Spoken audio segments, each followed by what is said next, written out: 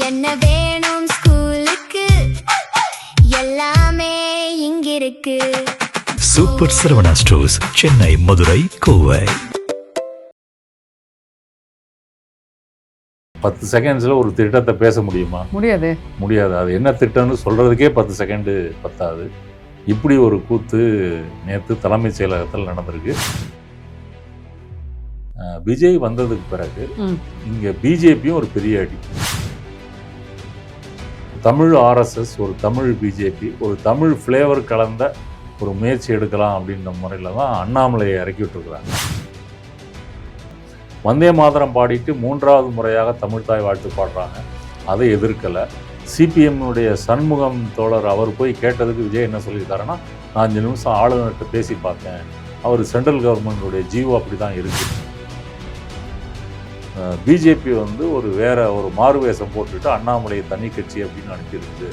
இப்படி தான் பலரும் இதை பார்க்குறாங்க. இப்போ தாவேகா சார்பில் ஒரு எம்பி நின்று ராஜ்யசபாவில் ஜெயிச்சவர் போய் உட்கார்ந்தாருன்னா, அங்கே பிஜேபி கொண்டு வரக்கூடிய மசோதாக்கள் இதெல்லாம் எதிர்த்து நீங்கள் வாக்களிக்கணும். ஏன்னா நீங்கள் கொள்கை எதிரின்னு சொல்லிட்டீங்க. அப்போ எதிர்த்து வாக்களித்தா பிஜேபி கோவிச்சுக்கும். அது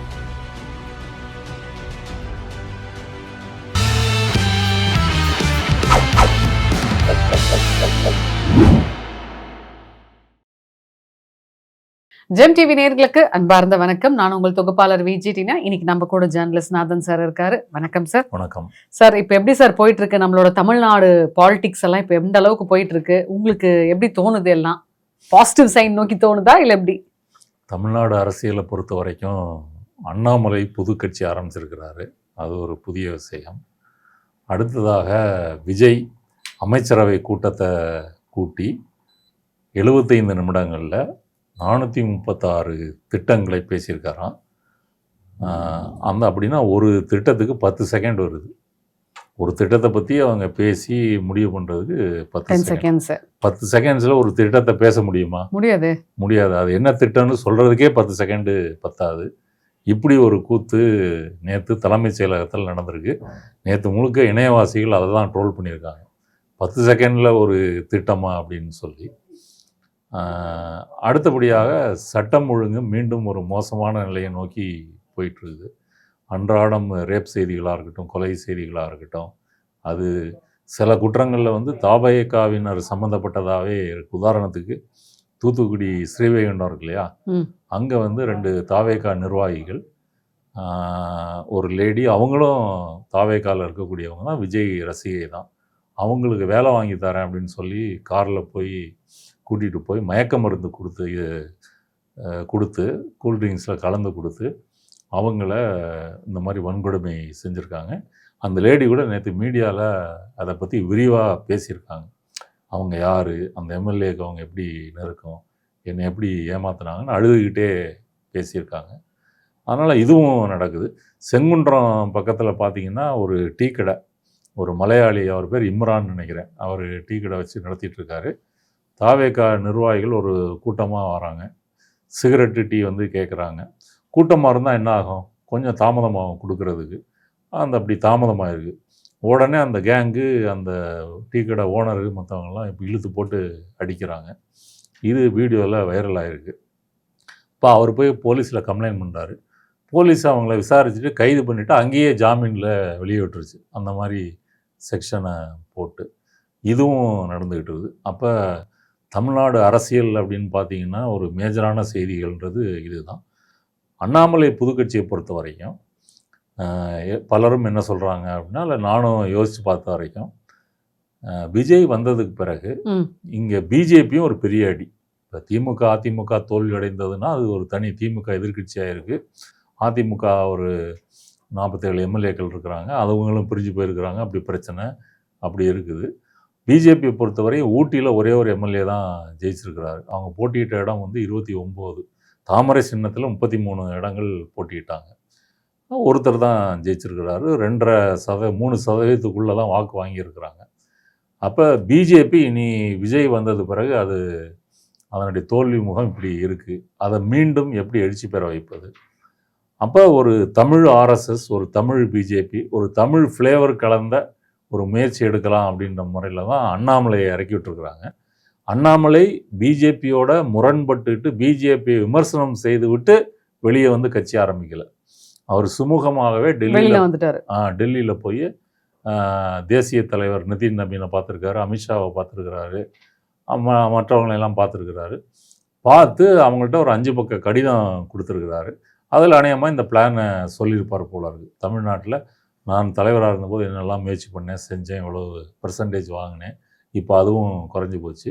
அதை இப்போ விஜய் வந்த பிறகு மீண்டும் அதை சரி பண்ணுறது சிரமம்.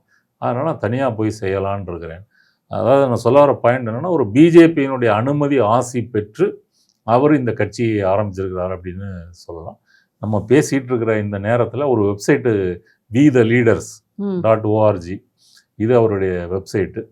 இதில் அந்த அவருடைய இயக்கம் இப்போ இயக்கம்னு சொல்கிறாரு, பின்னாடி அதை கட்சியாக நாங்கள் போட்டியிடுவோம் அப்படின்றது சொல்கிறாரு. நம்ம பேசிட்டு இருக்கிற இந்நேரத்தில் 11 லட்சம் பேர் அதில் சேர்ந்துருக்குறாங்க.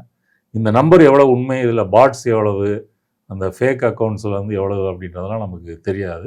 இல்லை 11 லட்சம் உண்மைன்னு வச்சுக்கிட்டாலுமே கூட அது வந்து ஒரு நாளில் ஒரு பெரிய நம்பர் தான். அண்ணாமலையை பொறுத்த வரைக்கும் எப்படி விஜயோட டீம் சமூக வலைத்தளங்களை மேனிப்புலேட் பண்ணி பொய் பிரச்சாரங்கள், ஃபேக் நரேட்டிவ்ஸ் கொண்டு போனாங்களோ, அதே போல் அண்ணாமலை அவர் தமிழகத்தினுடைய பாஜக தலைவராக இருக்கும்போது அவரும் வார் ரூம் வைத்துக்கொண்டு இணையத்தில் தனக்கு பிடிக்காதவங்கள விமர்சனம் செய்கிறவங்கள ட்ரோல் பண்ணுறது, இந்த மாதிரி வேலைகளை அவர் செஞ்சுக்கிட்டு இருந்தார். அதனால் இவரும் இந்த துறையில் எக்ஸ்பர்ட்டு, சமூக வலைத்தளங்களை மேனிப்புலேட் செய்வதற்கு.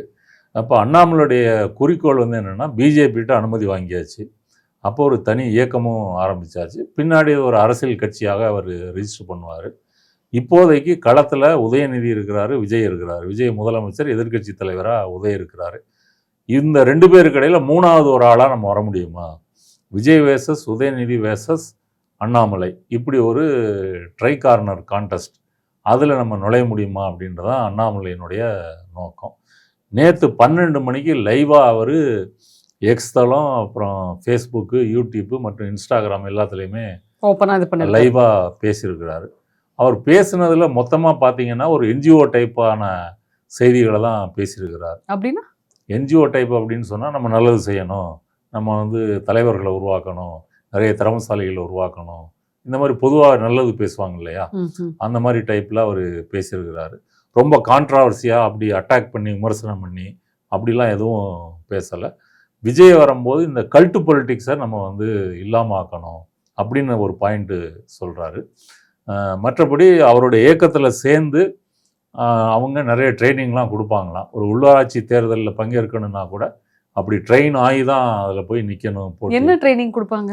என்ன கொடுப்பாங்கன்னா, ஒரு திறமைகள் சார்ந்து, ஒரு அரசு நிர்வாகம் எப்படி செயல்படுகிறது, அப்புறம் நீங்கள் மக்கள்கிட்ட பிரச்சாரம் பண்ணுறது எப்படி பண்ணணும், எப்படி பேசுவது, இந்த மாதிரி ட்ரைனிங்லாம் இருக்கு இல்லையா, ஒரு ஸ்கில் மேனேஜ்மெண்ட்டு, அந்த ட்ரைனிங் வந்து கொடுக்கறதுன்ற முறையில் அவர் சொல்கிறாரு. அப்போ அண்ணாமலை இதன் மூலமாக ஒரு விஜயனுடைய இடம் இருக்கு இல்லையா, விஜய் உதயநிதி இந்த வரிசையில் தான் சேர முடியுமா? இப்போ விஜய்க்கு 52 வயசுன்னா அண்ணாமலைக்கு 42 வயசு தான் ஆச்சு. அப்போ அவருடைய கொள்கை சித்தாந்தம்லாம் எப்படி இருக்குன்னா, அது பிஜேபியோட முரண்பட்டதாக இருக்காது. முதலே சொன்னது போல் ஒரு பிஜேபின்னா அது ஒரு இந்தி மாநிலத்து கட்சி, ஆர்எஸ்எஸ்னால் அது வடக்கிருந்து வந்த இயக்கம் அப்படின்னு இருக்குது. அதுக்கு மாறாக வந்து கொஞ்சம் சீமான் மாதிரி ஒரு தமிழ் ஃப்ளேவர் கலந்து தன்னுடைய கொள்கையிலே அவர் பேசுகிறதுக்கு முயற்சி பண்ணிக்கலாம். அப்படி பண்ணும்போது அடுத்தது இவர் தனி கட்சி அப்படின்றதுனால இவருக்கு சுதந்திரம் அதிகம் இருக்குது. இப்போ பிஜேபியினுடைய மாநில தலைவர் அப்படின்னாலே, இப்போ எடப்பாடி அதிமுக கூட்டணி வேண்டாம், தனியாக போட்டியிடணும்னு சொன்னான்னா அது மேலிடம் ஓகே சொன்னால் தான் அது செய்ய முடியும். இப்போ அவர் சுதந்திரமாக அவர் நினச்சதெல்லாம் வந்து செய்ய முடியும். பிஜேபியிலேருந்து கருநாகராஜன் போன்றவர்கள்லாம் நேற்று விலகி அண்ணாமலை இதில் சேர்ந்துருக்கிறாங்க. பிஜேபியை பொறுத்த வரைக்கும் இது ஒரு என்ன சொல்கிறது, ஒரு ப்ராக்சியாக அண்ணாமலையை வந்து அனுப்பியிருக்கிறாங்க. விஜயை பொறுத்த வரையும் பிஜேபிக்கு பெரிய பிரச்சனை இல்லை. ஏன்னா விஜய் ஆட்சி அமைத்ததுலேருந்து இன்று வரை பிஜேபியை ஒரு நேரடியாக எங்கேயும் விமர்சனம் பண்ணி பேசலை. ஆளுநர் வீட்டுக்கு 4-5 முறை அலைஞ்சாரே தவிர ஆளுநர் பிஜேபியினுடைய உத்தரவின் பேரில் செயல்படுகிறார், நான் வந்து சிங்கிள் லார்ஜஸ்ட் பார்ட்டியாக இருந்தாலும் என்னை அழைப்பதற்கு மறுக்கிறார் அப்படின்னு அவர் விமர்சனம் பண்ணலை. வந்தே மாதரம் பாடிட்டு 3வது முறையாக தமிழ்தாய் வாழ்த்து பாடுறாங்க, அதை எதிர்க்கலை. சிபிஎம்னுடைய சண்முகம் தோழர் அவர் போய் கேட்டதுக்கு விஜய் என்ன சொல்லியிருக்காருன்னா, நான் 5 நிமிஷம் ஆளுநர்கிட்ட பேசி பார்த்தேன், அவர் சென்ட்ரல் கவர்மெண்ட்டுடைய ஜியோ அப்படி தான் இருக்குது, ஒன்றும் பண்ண முடியல அப்படின்னு சொல்கிறாரு. ஆனால் ஸ்டாலின் சிஎம்மாக இருக்கும்போது அசம்பிளியில் ஆர்.என். ரவி இருக்கும்போது முதல்ல தமிழ்தாய் வாழ்த்து தான் போடுறாங்க. அதை எதிர்த்து அவர் வெளிநடப்பு செய்கிறார். அப்போ எதிர்க்கிறதுக்கு பதிலாக அப்படி சரண்டர் ஆகுது அப்படின்றது தான் விஜயோட இதாக இருக்குது. அடுத்தது வந்து அது மாதிரி நிறைய விஷயங்கள் சொல்லலாம். இப்போ இந்த 100 நாள் வேலை திட்டம் இருக்கு இல்லையா, 100 நாள் வேலை திட்டத்துக்கு இந்தியா முழுக்க ஒதுக்குற பணத்தில் நமக்கு 7% ஒதுக்கிட்டு இருந்தாங்க தமிழ்நாட்டுக்கு. இப்போ அதை 4% குறைச்சிருக்காங்க. எதுனால சார்? எதுக்கான ஃபண்டு கட் பண்ணுறாங்க, குறைக்கிறாங்க. யூபிக்கு வந்து 17% அதிகரிச்சிருக்கிறாங்க, பீகாருக்கு 9-10%. அப்போ நமக்கு மட்டும் குறைச்சிருக்காங்க. அப்போ இதெல்லாம் கண்டிச்சு கேட்கணும்ல. அதே போல் இவர் டெல்லியில் போய் மோடியை பார்க்க போனார். மோடியை பார்த்து நல்லா இருக்கீங்களா, சாப்பிட்டீங்களா, மழை பெய்யுதா என்னன்னு பேசிட்டு மோடி அனுப்பிட்டார். 10 நிமிஷம் கூட அவர் பேசலை. அமித்ஷாவை கேட்கறதுக்கு அப்பாயின்மெண்ட் கேட்டால் அவர் முடியாதுன்ட்டார். ஏன்னா இவர் ராகுல் காந்தி சோனியா காந்தி பார்க்குறதா இருந்தார் அப்படின்னு சொல்லி. அப்புறம் அமித்ஷா கோவப்பட்டாருன்னு சொல்லி இவர் ராகுல் காந்தி சோனியா காந்தி பார்க்கவே இல்லை. இவ்வளோத்துக்கும் சோனியா காந்தி வீட்டு முன்னாடி ஒரு ஃப்ளெக்ஸ் எல்லாம் வச்சுருக்காங்க, ராகுல் காந்தி விஜயும் சேர்ந்து இருக்கிற மாதிரி. இங்கே பதவியேற்பு விழாவுக்கு வந்தார் இல்லையா, அதெல்லாம் வச்சுருக்குறாங்க. அப்போ பிஜேபிக்கு பயப்படுறார். அதே போல் கேரளாவில் வந்து சதீசன் சிஎம்மாக பதவியேற்பு விழாவுக்கு இவர் வாரேன்னு சொல்லியிருந்தது, போகலை. இவர் வருவான்னு சொல்லி அங்கே நிறைய எதிர்பார்த்துருந்தாங்க கேரளாவில். அதுக்கும் போல, ஏன்னா போனால் பிஜேபி கோச்சுக்கும் அப்படின்னு சொல்லி. அடுத்தது இப்போ பிரவீன் சக்கரவர்த்தியை ராஜ்யசபா எம்பியாக நியமனம் இதுக்கு மனு தாக்கல் பண்ணியிருக்காங்க. ஏன் அதில் தாவேகா சார்பில் நிற்கலை? இப்போ தாவேகா சார்பில் ஒரு எம்பி நின்று ராஜ்யசபாவில் ஜெயிச்சவர் போய் உட்கார்ந்தாருன்னா அங்கே பிஜேபி கொண்டு வரக்கூடிய மசோதாக்கள் இதெல்லாம் வந்து எதிர்த்து நீங்கள் வாக்களிக்கணும். ஏன்னா நீங்கள் வந்து கொள்கை எதிரின்னு சொல்லிட்டீங்க. அப்போ எதிர்த்து வாக்களித்தா பிஜேபி கோவிச்சுக்கும். அதனால் எனக்கு ஆணியே வேண்டான்ற மாதிரி எனக்கு எம்பியே வேண்டாம் அப்படின்னு சொல்லி அதை காங்கிரஸுக்கு கொடுத்துருக்குறாரு. இல்லைன்னா யோசிச்சு பாருங்கள், ஒரு கட்சியை ஆரம்பித்து தமிழ்நாட்டில் ஆட்சியை பிடிச்சிருக்கிறீங்க, உட்காந்துருக்கிறீங்க, பாராளுமன்றத்தில் உங்களுக்கு ரெப்ரசன்டேஷனே இல்லை. அப்படி இருக்கும்போது ராஜ்யசபாவுக்கு ஒரு சீட்டு வருதுன்னா உங்களால் அனுப்புறது தானே நீங்கள் பார்ப்பீங்க. அப்போ எங்காலும் போய் அங்கே பிஜேபி எதிர்க்கின்ற அந்த வேலையை செஞ்சால் பிரச்சனை, அது காங்கிரஸுக்கே கொடுத்துட்டா பிரச்சனை இல்லை. இப்படி விஜய் வந்து இப்படி இருக்கிறாரு, அதனால் பிஜேபிக்கு அது பிரச்சனை இல்லை. ஆனால் பிஜேபியை ஓனாவும் இங்கே வளர்க்க முடியலை. இப்போ நயனா நயேந்திரனை மாற்றினாங்க, தலைவராக மாற்றினாங்க, எடப்பாடியோட சேர்ந்து கூட்டணியெல்லாம் வச்சாங்க, 2 பேரும் பிரச்சாரம்லாம் பண்ணி பார்த்தாங்க, ஒன்றும் வேலைக்கு ஆகலை. தமிழிசையோ வானதி சீனிவாசனோ இந்த முக்கியமான நயினார் நாகேந்திரனும் முக்கியமான தலைவர்கள் எல்லாமே தேர்தலில் தோல்வி அடைஞ்சிட்டாங்க. அதனால் இப்போ கடைசி ஒரு அட்டம்ப்டாக அண்ணாமலைக்கு வந்து ஒரு மாறுவேஷம் போட்டு அவரை ஒரு தனி கட்சி ஆரம்பிக்க வச்சு அவர் தமிழ்நாட்டுக்கு நல்லது செய்ய போகிறாரு அப்படின்னு சொல்லி ஒரு இதை முயற்சி பண்ணுறாங்க. ஆனால் ஏன் சார் இப்போ அவருக்கு கட்சி ஆரம்பிக்கிறதுக்கு தகுதி இருக்குன்னு நினைக்கிறீங்களா, இல்லைன்னு நினைக்கிறீங்களா? இல்லை, இப்போ அவர் தகுதி இருக்குது இல்லைன்றதை தாண்டி இப்போ எதுக்காக புது கட்சி? நீங்கள் வந்து பிஜேபியில் தான் பயணம் பண்ணீங்க, மோடி ஒரு சிறந்த தலைவர்ன்றீங்க, மோடியோட விசுவாசி அப்படின்றீங்க. இப்போ அண்ணாமலை நேற்று பேசும்போது என்ன சொல்கிறாரு, டிசம்பர்லேயே ஒரு பேப்பர் போட்டாராம், நான் வந்து கட்சி விட்டு போகிறேன்னு. கட்சி தான் சொல்லிச்சா நீங்கள் தேர்தலில் பிரச்சாரம் பண்ணணும்னு சொன்னோன்னே அதை ஏற்றுக்கொண்டு பிரச்சாரம் பண்ணாராம். இப்படி அவர் சொல்கிறார். அப்புறம் அவருடைய வரலாறு சொல்கிறார். அவர் எப்படி ஒரு விவசாய குடும்பத்திலேருந்து வந்தார், லக்னோவில் போய் எப்படி ஐஏஎம் படித்தார், 2020 தான் அவர் பிஜேபியில் சேர்றாரு. அதுக்கு முன்னாடியே 9 வருஷம் ஐபிஎஸ் ஆஃபீஸராக கர்நாடகாவில் வேலை பார்த்துருக்காரு. பிஜேபியில் சேர்றதுக்கு முந்தின நாள் வந்து ரஜினி இவரை கூப்பிட்டாராம். ரஜினி அவர் கட்சி ஆரம்பிக்கிறதா இருந்துச்சு இல்லையா, அதில் சேர சொல்லி கூப்பிட்டாராம். இவர் வந்து இல்லை சார் நான் பிஜேபியில் நாளைக்கு சேர போகிறேன் அப்படின்னு சொல்லிட்டு பிஜேபியில் சேர்ந்துட்டாராம். அப்புறம் ரஜினிகிட்ட நேராக பார்த்து சாரிலாம் கேட்டாராம். அப்போவே ஒரு டாக் என்ன ஓடிட்டு இருந்ததுன்னா, ரஜினியை பொறுத்த வரைக்கும் ரஜினியே சொல்லிட்டாரு, நான் கட்சி ஆரம்பித்தால் நான் முதலமைச்சர் வேட்பாளர் கிடையாது, வேறு ஒருத்தரை தான் நியமிப்பேன், அந்த கேண்டிடேட்டாக அண்ணாமலை இருப்பார் அப்படின்னு சொல்லி பலரும் பேசுனாங்க. அப்புறம் ரஜினி வந்து அப்போ ரஜினி கட்சி ஆரம்பிக்கிறதே பிஜேபியினுடைய ஒரு ப்ராக்சியாகத்தான் அந்த முயற்சி நடந்தது. அவர் ஆன்மீக அரசியல் அப்படின்னு சொன்னார். அடுத்ததாக பிஜேபியில் அர்ஜுன் மூர்த்தின்னு ஒருத்தர் இருந்தார், அவர் ராஜினாமா பண்ணி ரஜினி கட்சியில் போய் சேர்ந்தார். அப்புறம் ரஜினி வந்து தன்னை உடல் நலத்தை முடிவு பண்ணிவிட்டு அது வேணாம் அப்படின்னு முடிவு பண்ணுறாரு. இதை பற்றி அண்ணாமலை சொல்லும்போது என்ன சொல்கிறாருன்னா, 3 பாயிண்ட் நான் யோசித்தேன். ரஜினி தமிழக அரசியலுக்கு வர்றது தமிழ்நாட்டுக்கு நல்லதா அப்படின்னு கேட்டால் தமிழ்நாட்டு மக்களுக்கு நல்லது. இது ரஜினிக்கு நல்லதா அப்படின்னு கேட்டால் அவருக்கு நல்லதில்லை, அவர் உடல்நிலைக்கு பிரச்சனை. சரி, எனக்கு நல்லதா அப்படின்னு கேட்டால் எனக்கு வந்து பிஜேபி தான் பொருத்தமாக இருக்கும். இப்படிலாம் யோசிச்சு தான் நான் பிஜேபி வந்தேன். 6 வருஷம் இருந்தேன். அதில் ஒரு 3 வருடங்கள் தலைவர் பதவியில் இருந்திருக்கேன். இப்போ இவர் தலைவரான பிறகே வந்து பார்த்தீங்கன்னா இவர் ஆர்எஸ்எஸ் பின்னணியிலேருந்து வந்தவர் இல்லை.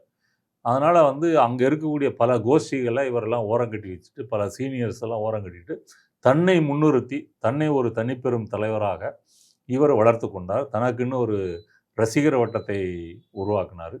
இப்போவும் மோடி அமித்ஷாலாம் வந்து மேடையில் அண்ணாமலைன்னு சொன்னாங்கன்னா ஒரு பெரிய அப்ளாஸ் இருக்கிறத நம்ம பார்க்க முடியும். அதனால் பிஜேபி ஆர்எஸ்எஸ்னுடைய ஒரு புது முயற்சியாக அண்ணாமலையை அவர்கள் அனுப்பியிருக்கிறாங்க. இது வந்து விஜய் உதயநிதிக்கு போட்டியாக இவர் இருப்பார் அப்படின்ற முறையில் அவங்க எதிர்பார்க்குறாங்க.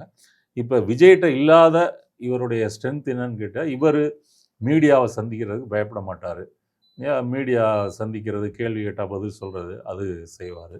விஜய் மாதிரி வந்து மாதத்துக்கு ஒரு நாள் வீட்டை விட்டு வெளியேறதுன்னு மாதிரி இல்லை. இவர் ஃபுல்லாக சுற்றுறது, பார்க்குறது, பல இடங்களுக்கு சுற்றுப்பிரயாணம் பண்ணுறது, அதெல்லாம் வந்து செய்வார். அடுத்தது விஜய் போல் ஃபேக் நரேட்டிவ்ஸை கொண்டு போகிற வேலைகளையும் அண்ணாமலையினுடைய வார் ரூம் வந்து செய்யும். உதாரணத்துக்கு டிஎம்கே ஃபைல்ஸ் அப்படின்னு ஒரு அவர் தலைவராக இருக்கும்போது ஒரு இது கொண்டு வந்தாங்க இல்லையா, அது வந்து என்ன அப்படின்னு பார்த்தா திமுக வந்து ஊழல் செய்திருக்கிறது அப்படின்ற பட்டியலை தான் அதில் சொல்கிறாரு. ஆக்சுவலாக திமுகவினுடைய அமைச்சர்கள் எல்லாருமே அந்த தேர்தல் பிரமாண பத்திரத்தில் தங்களுக்கு என்னென்ன சொத்துக்கள் இருக்குன்னு சொல்லுவாங்க இல்லையா, அந்த சொத்துக்களை வைத்து கொண்டு தான் இவர் அந்த டிஎம்கே ஃபைல்ஸ் அப்படின்னு சொன்னார். அதனால் அந்த ஃபேக் நேரேட்டிவ் செய்கிறதுல இவரும் எக்ஸ்பர்ட்டு. அதனால் நீ தமிழக அரசியலை பொறுத்த வரைக்கும் பிஜேபி வந்து ஒரு மாறுவேஷம் போட்டுட்டு அண்ணாமலையை தனி கட்சி அப்படின்னு அனுப்பியிருக்குது. இப்படி தான் வந்து பலரும் இதை வச்சு பார்க்குறாங்க. அதை பொறுத்துன்னு தான் பார்க்கணும். ஏன் சார், இப்போது ஒருத்தவங்களுக்கு ஒரு ஸ்டைல் இருக்கும் இல்லையா? இப்போ யார் ஆட்சிக்கு வந்தாலுமே அவங்களுக்குன்னு ஒரு தனித்துவம் இருக்கும். இப்போ நீங்கள் ஒரு மாதிரி பேசுவீங்க, நான் ஒரு மாதிரி பேசுவேன் இல்லையா? இப்போ ஆனால் இவர் விஜய் பேசுனதை மட்டும் ஏன் வந்து திண்டுக்கல் லியோனியாக இருக்கட்டும், உதயநிதியாக இருக்கட்டும், ஏன் கடுமையாக விமர்சனம் பண்ணுறாங்க? அவருக்கு வந்து முதலமைச்சர் மாதிரி பேச தெரியலை, வாயில் ஏதாவது வந்துடும் அப்படி இப்படின்னு சொல்கிறாரு. அதாவது வந்து அவருக்கு அந்த ஒரு எத்திக்ஸ் இல்லை அப்படின்ற மாதிரி ஏன் விமர்சனம் பண்ணுறாங்க? ஆமாம், அவர் இன்னும் தன்னை முதலமைச்சராகவே கருதுக்கலையா என்னன்னு தெரியல. ஏன் சார்? திருச்சி மீட்டிங்கில் பேசும்போது, தேர்தல் பிரச்சாரத்தில் பேசும்போது அதே மாதிரி பேசுகிறாரு. இப்போ தேர்தலெல்லாம் முடிஞ்சு போச்சு, நீங்கள் முதலமைச்சர் அப்படின்றத அவர் மறந்துட்டார். அப்புறம் வெளியிலேருந்து வரக்கூடிய விமர்சனங்களுக்கு இவர் இப்போ சட்டமன்றத்தில் உதயநிதி பேசுகிறாரு, பிரேமலதா பேசுகிறாங்க, வன்னியரசு பேசுகிறாரு. வன்னியரசு அப்போ அமைச்சராகலை. அப்போ இவங்க பேசுனதுக்கெல்லாம் உடனடியாக அங்கேயே பதில் சொல்லணும்ல. அப்போ அவங்க என்ன பேசுகிறாங்க என்னன்றதே பாதி விஜய்க்கு புரியாது, பதில் சொல்ல முடியலை. சட்டசபை கூட்டம்லாம் முடிஞ்சு வீட்டுக்கு போன பிறகு அவருடைய பேரில் எக்ஸ் தளத்தில் ஒரு பெரிய அறிக்கை வருது. அப்போ எந்த கேள்வியாக இருந்தாலும் இவர் எழுதி கொடுத்தாதான் இவர் பேச முடியும்.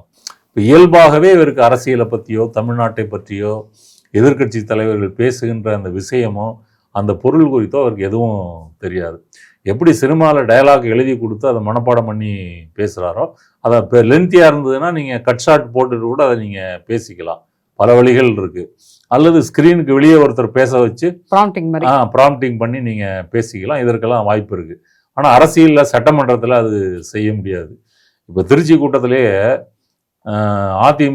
திமுகவே தூர்ந்து போன சக்தின்னு சொல்கிறாரு. அது அந்த தூர்ந்து போனது மறந்து போச்சு. திடீர்னு பேப்பர் எடுத்து பார்த்துட்டு சொல்கிறாரு.